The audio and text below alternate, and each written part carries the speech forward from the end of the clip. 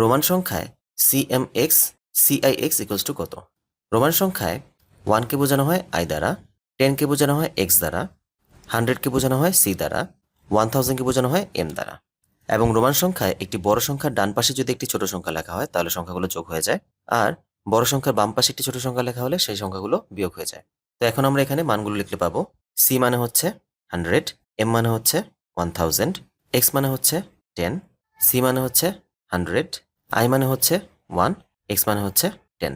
তো এখন যদি আমরা লেফট সাইড থেকে হিসেব করা শুরু করি, একটি ছোট সংখ্যার পরে একটি বড় সংখ্যা চলে এসেছে, তার মানে এদের মধ্যে বিয়োগ হবে। 1000 থেকে 100 বিয়োগ করলে হয় 900। তারপর আবার একটি ছোট সংখ্যার পরে একটি বড় সংখ্যা চলে এসেছে, তার মানে এখানেও বিয়োগ হবে। 100 থেকে 10 বিয়োগ করলে হবে 90। এরপরও আবার একটি ছোট সংখ্যার পরে একটি বড় সংখ্যা চলে এসেছে, তার মানে এখানেও 10 থেকে 1 বিয়োগ হবে, এখানে চলে আসবে 9।